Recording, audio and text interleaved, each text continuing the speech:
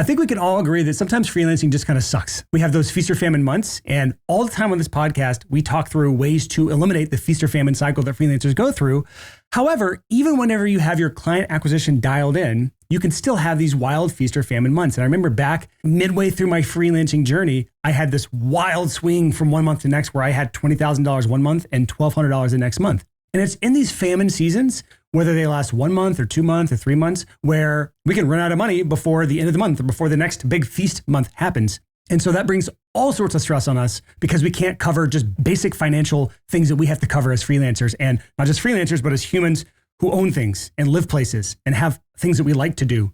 So we've talked about all the client acquisition stuff that can lead to this feast or famine cycle. But tabling that for a second, we need to discuss the mistake that freelancers make on the actual budgeting side. Because most freelancers tend to never adjust their budgets based on the ebbs and flows that are naturally going to happen as a freelancer. Like I said, even when you have your client acquisition dialed in nicely, you can still have ebbs and flows. We don't have a salary here. We're not an employee where we just get a flat salary that's easy to budget for. I kind of envy those people to some extent because I know what I'm going to make. I know how to budget for it. And I know if I spend more than that, then I can't make up for it. Whereas a freelancer, it's easy to lie to ourselves sometimes and think, I usually make more than this, so I'm going to make up for myself. I can get that thing that I want this month. I'll make more money next month, right? So we end up doing either like one of two extremes. One is we just set a rigid budget as if we were on a salary, or we just set no budget at all and just try to wing it. And that's like trying to lose weight without counting calories. It's possible. It can be done, but it's really hard to keep up progress. It's really hard to keep from making those major mistakes where you walk into a cheesecake factory and you have a nice dinner there. It's Cheesecake Factory. You got to get a slice of cheesecake. But you're not counting calories. You have the slice of cheesecake, you go home, and on a whim, you happen to look up how many calories in a slice of cheesecake at Cheesecake Factory. And then you find out that favorite cheesecake that you just got, that was with the Adams Peanut Butter Cup Fudge Ripple Cheesecake, is 1,326 calories. And you just undid like a week's worth of work on your body in one slice of cheesecake. We can do the same exact thing in budgeting, where we're not really keeping track of it. We don't want to look at our bank accounts. We don't really want to know what's going on there. It feels bad to look at that stuff. We don't really want to budget. It's a lot of work. It's not fun. It's not creative. I'm a creative. I don't like to do those things. Eating the proverbial Adams Peanut Butter Cup Fudge Ripple Cheesecake slice in your business, so to speak. And then all of a sudden you figured out you've run out of funds. You're now just going into debt. You're stressed out. And then the end of the year comes. This all happens at the worst possible time. It's tax season. And you forgot that you owe in taxes this year, because freelancers, we don't get tax refunds. I don't know if you're a freelancer and you get tax refunds, let me know. I've never gotten a tax refund before. I always owe a lot at the end of the year. And sometimes it's because I just forgot to pay my quarterlies and I have a penalty on top of that. And sometimes it's because I just made more money. That's besides the point here. Either way, you have a big tax bill due because that's just how freelancing is. And then when you finally drum up the funds or go into the debt or whatever to pay that big tax bill, you're hit with the wipeout thing. Some big emergency expense comes up. Your HVAC goes out at your house. Your brand new M1 Mac Pro that just cost you $3,000 was dropped in a puddle of water or I don't know. Anything like that just comes up and wipes you out. And now you got to go get a day job. You're done with your freelancing career. You're basically out for good. Maybe your spouse is trying to talk you into going and get a real job because you're not very good at this freelance thing. And it's not that you're not good at it. You're probably really good as a creative. That's the challenge we have as creatives or people listening to the show. You're good at what you do. But it's these other things, these little like budget things, the client acquisition, marketing. These are the things that we're actually bad at. And if you keep up this sort of habit of not learning these things and somehow finding a way to excel at these things, these are the things that take us out. These are the things that starts letting those doubts creep into our head or letting our spouse talk us out of this is a career choice for us. It's not because we're not good at what we do. It's because we're not good at the things that we don't want to do. So in this episode, I want to talk through something called dynamic budgeting. This is the thing that is required for freelancers to start adhering to if you're not doing it. So if you aren't budgeting at all, you need to do dynamic budgeting. If you're budgeting as if you were on a salary and this is what I spend every month, you got to do this as well. And the reason dynamic budgeting matters is because your income is also dynamic month to month. Every month, your income changes, and so should your budget. And sometimes our income varies because of, we didn't plant those seeds in our garden 6 months ago, and now we have just a barren wasteland, and we're looking up and realizing we have to go do some seed work, AKA client acquisition activities, things that are going to drum up business for us. Or it might be that you just have a normal seasonal flow to your business where you have a high season and low season, and these months have to be accounted for. And if you do this well, this allows us to have longevity as freelancers. We don't want to get day jobs, or else you wouldn't listen to the show and you wouldn't be freelancing most likely. We don't want to get day jobs. We don't have bosses. You might be like me where you're totally and utterly unemployable by any real company. So we want longevity as freelancers. We want to be able to do this self-employment thing for the long term. And dynamic budgeting is the thing that will allow for that, because we're not just following our feel or our gut. We're following actual numbers, and those numbers are going to change from month to month to month. And I'm going to walk you through the 3-step process in this episode of how we can do that. Now, if you're new to this show, this podcast is for creative freelancers who offer services to clients, and you want to make more money from your skills without selling your soul. That sounds like you're in the right spot. For my returning listeners, this is something I don't really talk about much, if ever, is like the personal finance side of things. And I try to figure out for this episode, do I want to make this just like the budget for the business specifically? Because that's really what we talk about here. I don't really talk about personal finance, but as freelancers, there's really no distinction between the two. We are our business in many cases. And a lot of freelancers that I know, their business expenses and business overhead is really negligible. They have like 90% profit margins as freelancers. And in those cases, there's not really a big reason why you should budget, % putting budget in quotes, budget for your business. It's more for your personal life. And your personal expenses can drag down your freelance business just as fast as your freelance expenses can drag down your freelance business. I'm going to talk to one specific avatar for this episode, and that's going to be like a freelancer earning about 50K. I have kind of like a hypothetical example to go through in some of these numbers just to give you something tangible to take away here. But if you're a higher earning freelancer here, you might want to separate this out and think through this budget thing and all these numbers as your business separately. And that's for like if you're high 6 figures, like 150, 200K, multiple 6 figures, and definitely into 7 figures, you got to have this stuff separated out from your personal life as well, and basically have a separate business and personal budget. If your life and your business are closely intertwined, I don't see any real problem combining the budgets together for your business and your personal life, as long as for tax purposes, they're separated. Your expenses and incomes for your freelance business need to be separated, separate bank accounts, all that stuff, so that your CPA can run their taxes without, fund commingling? You don't want that. It's a bad thing. But for budgeting purposes, where we're just looking at income and expenses and trying to make sure that we're not overspending and we're accounting for the highs and the lows. Again, I'll talk through the 3-step process in a second. In these cases, just combining it into one big budget is going to be way easier. And I'll talk tools at the end of this episode. We'll talk through what tools I recommend for this. But all the tools I recommend, you can tie in bank accounts, credit cards, invoicing tools, whatever. You can import all of these into one account. So you can have your personal account, you can have your business account, all those expenses and all those incomes into one place so that it's unified and easy for you to manage. Because nothing's worse than you being like a week full-time income as a freelancer, which in many cities is 50 to 100K a year. Like Nashville, 100K is a minimum wage as a freelancer. LA, New York especially. But if you're in a rural area, 50K is like a pretty decent income as a freelancer. But if you're on the lower spectrum here, nothing's worse than trying to like overcomplicate this for yourself if you're just trying to have like a good life and make this easy. So 80-20 principle here just says combined personal and business into one budget, not for tax purposes, but for longevity purposes here. So this is my 3-step guide to setting up a dynamic budget. So first step here is we're going to talk through calculating your average monthly income. And this is super simple. You just look at your last 6 to 12 months of income. 6 months is probably okay. If you have like big seasonal trends where like maybe there's 2 big dips a year or something like that, you need to account for, or 1 big dip in like January, you got to account for something like that. You might want to go 12 months just to make sure that dip is accounted for, but just use anything you have that has all your financials in it. It could be your Stripe account. That's probably an easy one if you have a Stripe account. Could be your PayPal account. Could be your bank accounts. You might be just looking in your invoicing tool, but whichever area is going to have the most data in it, that's where we want to look for your last 12 months or 6 months, whatever number you want to use for your average income. So you're just going to add it all up, divide it by 12 or divide it by 6, and that's your average number. And this is going to be our baseline for budgeting to start. There's a phrase I heard, I think it was from Dave Ramsey. He said, live off last month's income if you have a varying income. And I actually like this process way more. Going back to the example I gave earlier, the month where I was making 20 grand, awesome, I can live off that this month. But the month where I made $1,200, I can't live off that next month. There's no possible way I can live off $1,200. In that case, now you're dipping into the previous month. And so that gets really messy, really hard to track really fast. So when we look at averages, that is much easier to budget for and account for as a good baseline to start. So I like this approach way more than that live off your last month's income kind of approach. So just to give like a good hard example here, we'll say you're a freelancer earning about 50K a year. I can give you a name. Your name's Alex. That's a good name. You're a graphic designer. You love Dungeons and Dragons. You like to make sourdough. I'm putting my own personality on this stuff. You like to make sourdough. You used to play golf, but you don't anymore. So you would just literally look through your Stripe account and PayPal account. That's probably the 2 best places to look if you use those 2 things. You find that you made 50 grand the last 12 months. Look at that, divided by 12. And your average baseline income we're going to be accounting for in a monthly dynamic budget is $4,166.67, if you want to get that specific. So that's the first step. This should take you 5 minutes, 10 minutes, 20 minutes if you are really unorganized.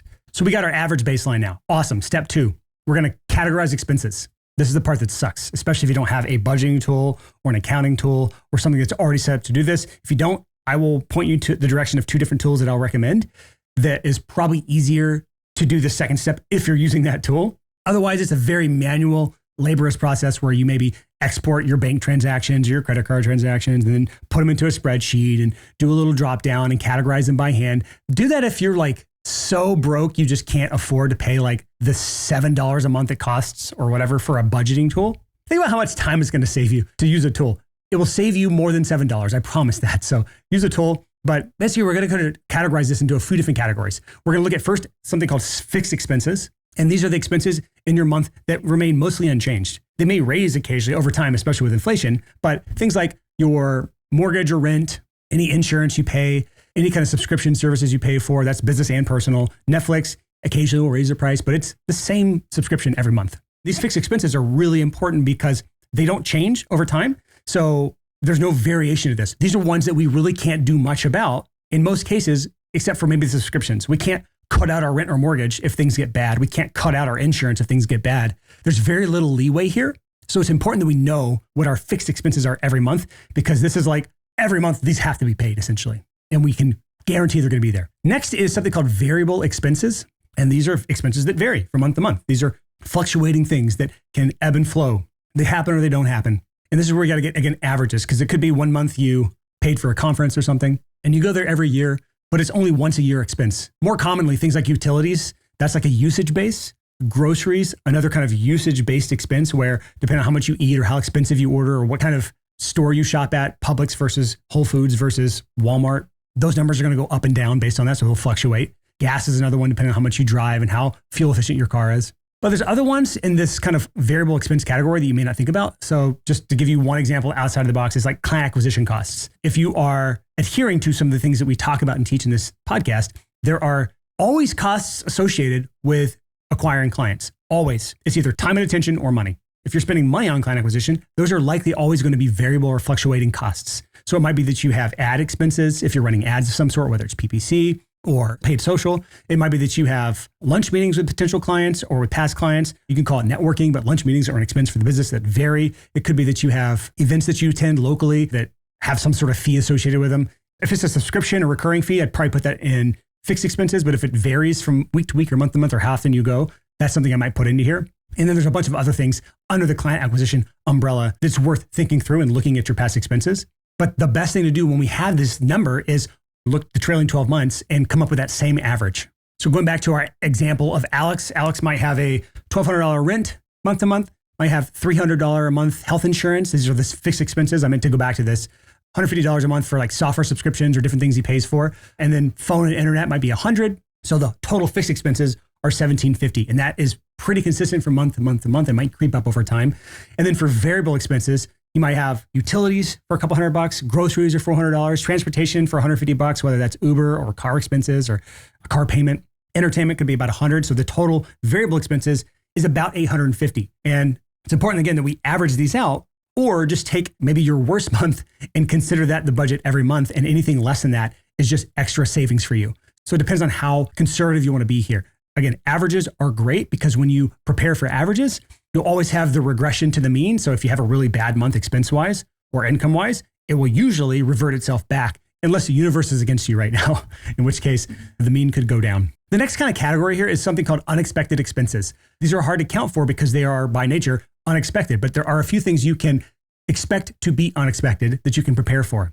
So this might be things like equipment repairs, like a phone or laptop or any gear that you might rely on for your business. Those things will likely need to be repaired. So it's likely good to have a budget set aside.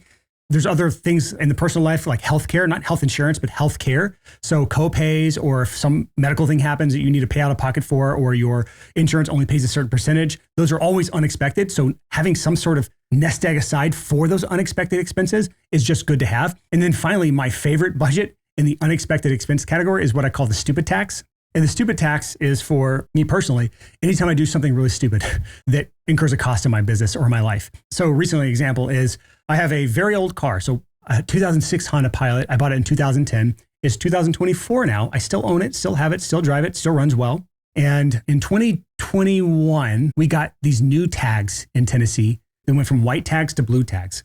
And I got the new tag in the mail in like 2021, 2022, somewhere around there. And I couldn't get the screws off the old tag. They were just rusted on there. And I like stripped out the screws and everything in the tag. And so I put the new tag just in the floorboard of the Honda Pilot in case I ever got pulled over. Like, here's the new tag. I couldn't get it off. Sorry. Here's all the registration details, whatever. And then I forgot about it. Fast forward to 2024. Somehow I never got the renew registration notice in the mail for this. So I never renewed it after that. My wife's driving it. She gets pulled over because she has like a 3-year-old tag. Cop gives her a slew of tickets. All of a sudden we have a wonderful stupid tax item for me not renewing this. The cost to actually renew the tag, the cost to get the rusted bolts off of there, the cost of paying all those tickets, and then probably some sort of cost of increased insurance for me because of the ding on my driving history, or at least on my wife's driving history. So that is an unexpected expense based on stupid tax. Could have been prevented, but wasn't. Going back to our example, Alex here, our $50,000 a year graphic designer freelancer who likes to bake sourdough, used to play golf, but now doesn't anymore.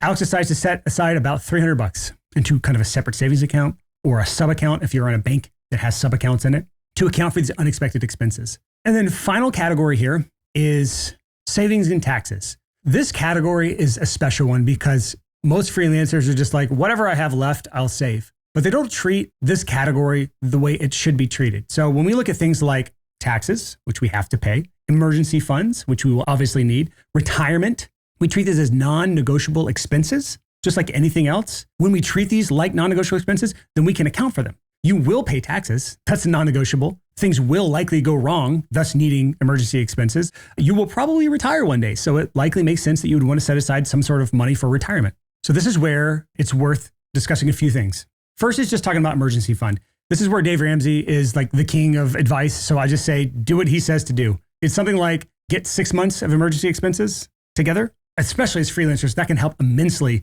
with reduced stress. Because think about how many projects we've taken on because we had to have the money, how much that's hurt our creativity and our soul. That's really close, by the way, of selling your soul for money when we're taking on projects we don't want to do because we have to pay the bills. I get it. I'm not judging anybody. But when you have a really good emergency fund, 6 months, 12 months, 18 months, 24 months, 2 years in the bank of just life expenses, I can make $0 and I can exist for 2 years. The amount of stress reduction that gives you is worth the temporary pain of building that emergency fund up. The amount of stress you avoid by knowing that you are financially secure, that's what the emergency fund does for you. It allows you to say no to those clients you know are going to be a pain in the ass. It allows you to take the long approach, always making the better decision for going the path that you know is the best long-term decision for you and not the quickest path to cash right now for you. The quickest path to cash usually is the worst path for you as a freelancer and as a business owner. And an emergency fund allows for that. Same with the retirement. I'm not going to harp people on retirement stuff, but just put some amount of money away for that, your nest egg. But taxes is what I really want to harp on here because a lot of freelancers mess this up. You get hit with that tax bill you weren't prepared for. It puts you under a big stress point and it might even completely deplete your emergency fund you've been saving up for. How much you save for taxes is 100% dependent on your income bracket, what kind of state taxes you might have, and then obviously what country you're in if you're not in the United States. But just to give you some quick rules of thumb, 30% of your income being saved for taxes is a good, safe bet. Very few people will end up owing more than that. So if you have a very high profit margin business where you have very few expenses, then setting aside 30% should be doable. 25% is fine for most people because you'll likely be somewhere around that tax bracket. And if you have state taxes on top of that, it might be a little more. I'm fortunate enough to live in Tennessee where we have no state taxes, so I don't even have to think about this. And then finally, if you are in a business with a lot of business expenses, maybe you have a team, maybe you're an agency owner, maybe you just have a lot of inherent expenses you incur as a business owner, 15 to 20% of your income being saved is likely enough because you only pay taxes on your net profit. This is not tax advice, by the way. Just assume I don't know what I'm talking about. Talk to your CPA, talk to your bookkeeper or accountant. But generally speaking, if you make $100,000 and your profit is $60,000 for just some quick math, and you're in the 28% bracket, I think is what that would put that in. I don't know exactly for sure. Then you would owe roughly $16,000, which is about 16.8% of your overall $100,000 income. So that 15 to 20% bracket is good for a lot of businesses if you have a decent amount of expenses. So bringing this back to Alex, our example here, because we got to keep Alex in the game here. He's my avatar for this episode. Alex earning $50K a year. He decides to put about 30% of that into savings for tax purposes, which is a big chunk. That ends up being about $1,250. Now, obviously, if you pay estimated quarterly taxes, those estimated quarterly tax payments will come from that savings If it feels like a lot, it's because it is. Taxes are going to be something that's with you for the rest of your life. So get used to paying them. All right, so that's step 2. That was a long step. Step 1 was just calculate your average monthly income. Step 2 is categorizing those expenses into fixed expenses, variable expenses, unexpected expenses, and then savings/taxes. So emergency fund, retirement savings, and taxes. You will die, you'll probably retire, and you will have emergencies come up in your life. Now, if you wanted to, you could argue that unexpected expenses and emergency fund are the same thing. And that's fine. If you look through your bank history and you're organizing things and you're categorizing things and you look through and you're like, I don't really have many unexpected expenses, just lump that savings back into your emergency fund. But if you find that you have a medical history that's got a lot of ups and downs and sometimes you just have to pay a lot, or you're in a business with a lot of equipment like a recording studio and you just have so many things that go out or go wrong, you got to replace, you probably want to have a separate line item for savings for just those unexpected expenses. The emergency fund is not for unexpected expenses typically. It's really for when we have unexpected seasons of just a big slump that allows us to have the peace of mind to know that we can coast for 6 to 12 to 18 to 24 months with $0 and still survive. Most Americans are in credit card debt. I think the average is like $6,000. It's probably higher than that when you account for all the debt that people are in, not counting your mortgage, because if you have a mortgage, that's fine. But consumer debt, most people have thousands, tens of thousands of dollars of consumer debt. So instead of that, let's just flip it the other way. Let's just have tens of thousands of dollars of emergency funds. It's a way better way to live your life. All right, step 3, moving on. And this is where the actual dynamic part of the budget comes in. This is where we need to actually adjust the budget every month based on real-time income and expenses as things are coming in. If you use one of the tools I'll talk about at the end of this episode, this part becomes way easier because those tools will like have a running tally. Like let's just say you have $850 or $1,000 in that variable budget category, and then you check it halfway through and you already have $700 in that, then you know you need to adjust that, right? It'll show you that you're $700 of the $800 spent in that category. And it's time to make adjustments. Maybe we can pull from another category. Maybe we have another category that's lower than we expected, or maybe we had a better than expected income month that we can account for. The point here is to set aside an hour every single month to do this. Treat this as if it's like a project you're working on. Like if you have a client project and you schedule it, you're going to show up because you're getting paid to do it. And if you don't show up, you're not getting paid.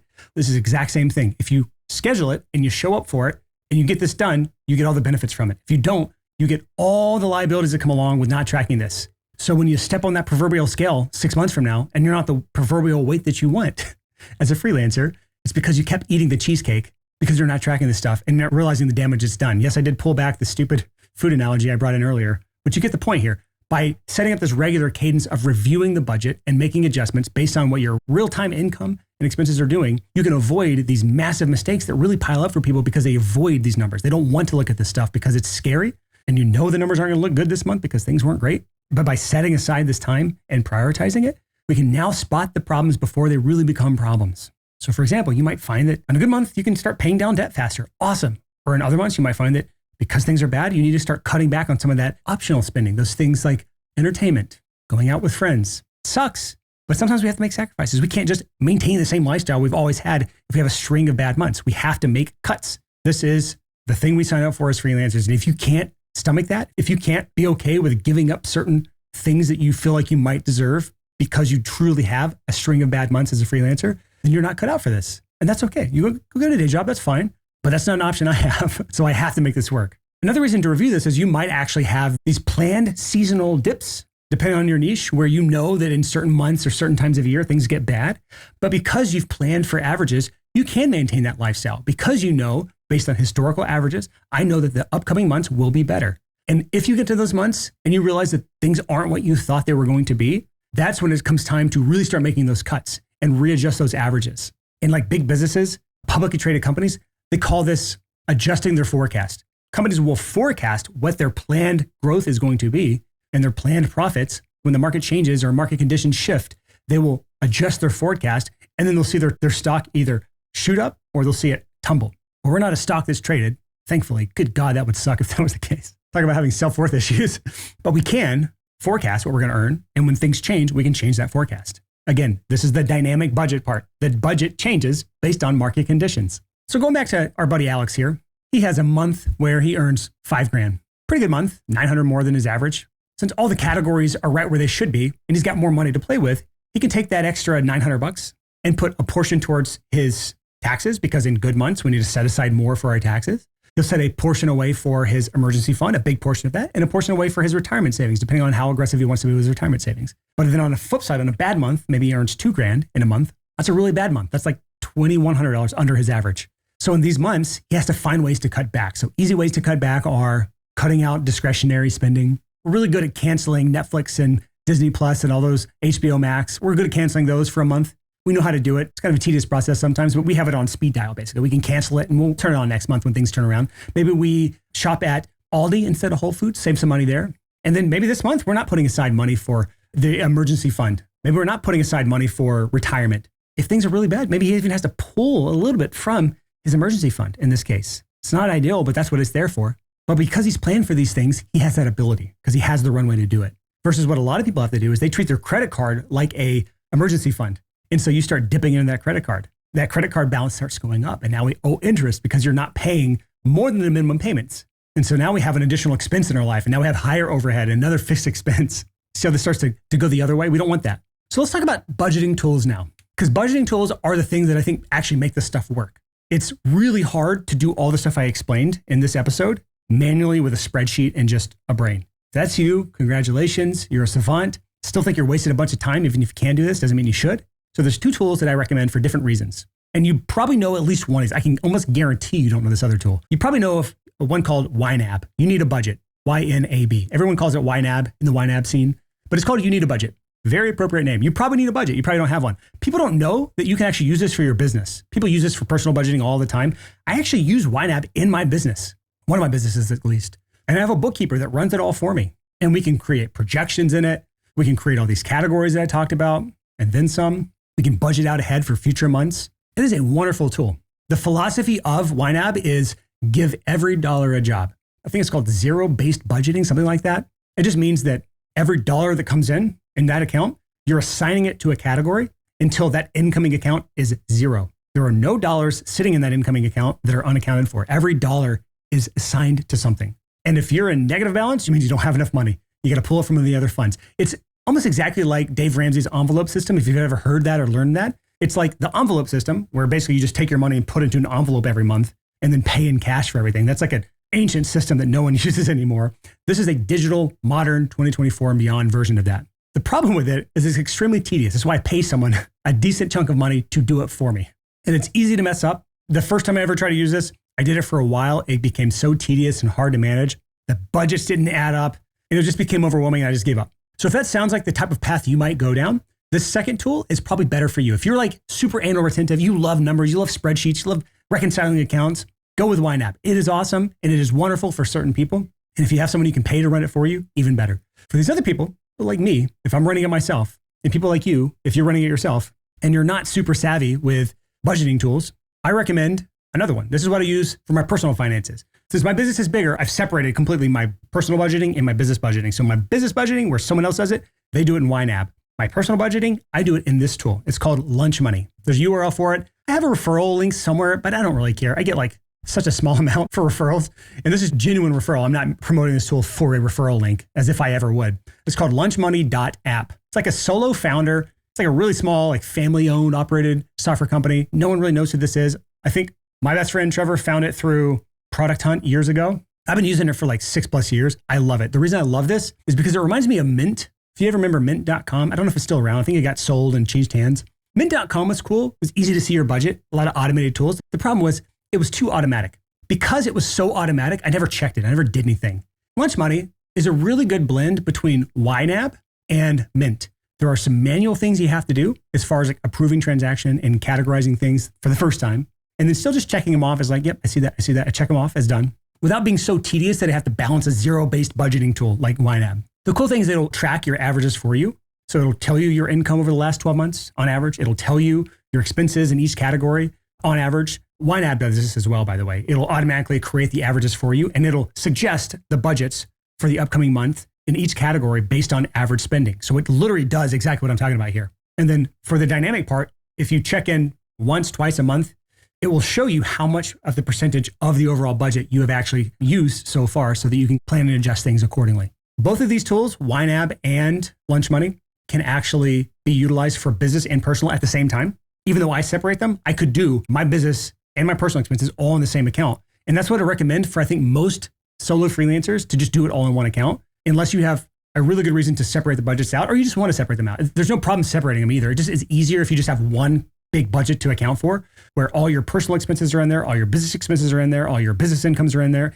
any little side hustle incomes are in there. It's just all in one place. So it's easy to see all incomes, all expenses for your entire life without having to look between tools. That just gets really tedious. Again, for tax purposes, you cannot use this data for your taxes. You need to have some sort of accounting tool for that, or some way to get your income and expenses, your P&L, to a CPA. Talk to your CPA about this. But there are tools specifically for this. You're probably already using something like Xero or QuickBooks, but these two apps are specifically for budgeting. So my hope for you is that this has inspired you to at least take the next step, which is like spend a month doing this. Try dynamic budgeting for a month and see how it feels. Sign up for one of these two apps. We'll have the links to both in the show notes. They may be referral links. I don't know if we have them or not. Maybe it will be.